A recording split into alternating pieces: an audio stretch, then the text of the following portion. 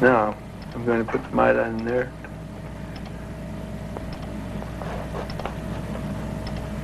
This time, the results were positive.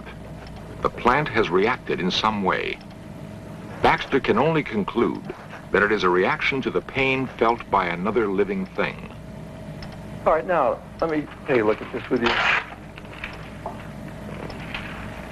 This is sort of interesting because through here we were doing nothing that related to this, and then we decided to ask you if you would sit down and let us cut your hand. And right here is where you had the invitation to sit down and your apprehension of doing so. And here's where I'm starting the cutting. And actually, your apprehension is worse than my putting the iodine in, which apparently didn't hurt too much. In fact, the thing quieted down while that was happening. But the idea of being cut, the cutting itself, caused it to go into this vibratory thing. So all the way through here, you can see the changes that you may be able to match to your own mental set. Cleve Baxter is concerned not only with plants, but with primary perception in all simple life forms. Bacteria is the simplest plant life, and Baxter believes the bacteria in yogurt also yields evidence of what scientists call primary perception. All right, now I'm going to take some yogurt into this syringe, wipe the excess yogurt off, and fill the test tube with the yogurt, which contains two kinds of bacteria used in dairy products.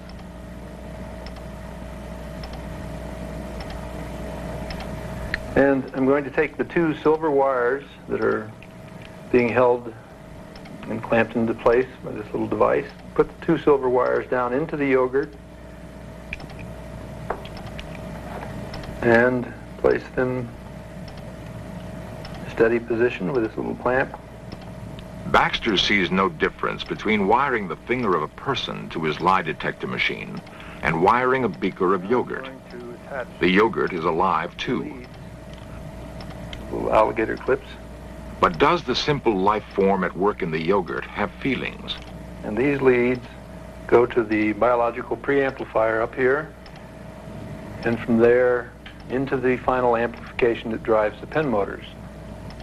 How wide is the gulf between man and plant, if there is a gulf at all? Now we're getting a tracing from the bacteria in the yogurt. Now we're going to see what will happen when I take a capsule of antibiotic material and sprinkle it into the yogurt and stir it in. And as I stir it up, we'll see if it has an effect. Baxter has killed the bacteria growing in the yogurt. I would say that's not enough. There is no reaction from the other sample. He begins again with a fresh beaker and a different experiment. All right, now I'm going to take some milk and on the count of 5 pour the milk into the yogurt that I have in this beaker. Stir it up, and usually it takes maybe 15 or 20 seconds for the bacteria to find the nutrient. See what happens.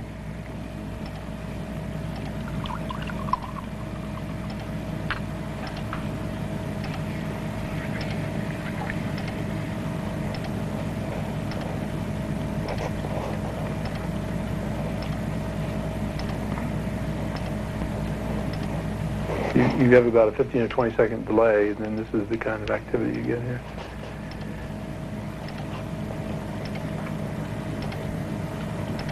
Well, what I suspect is going on is that this yogurt is being fed the nutrient, and the other yogurt is trying to find its own nutrient. It's not making out. In other words, it's not being fed anything, and yet it somehow is aware that the other yogurt is being fed. To Cleve Baxter, the inescapable conclusion is that even the simplest living things have feelings.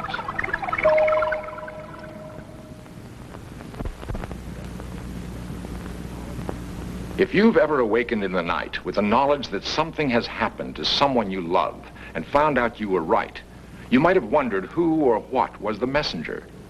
One intriguing idea presented by this trip through a world of other voices is the possibility that plants carried the message.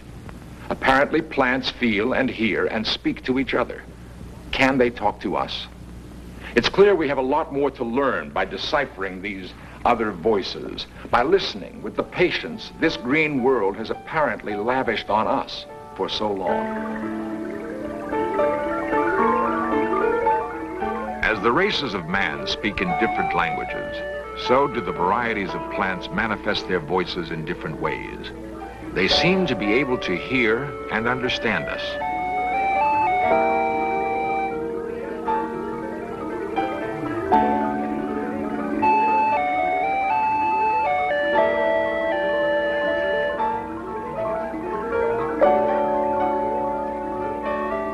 For the time being, however, we must listen to them through our machines.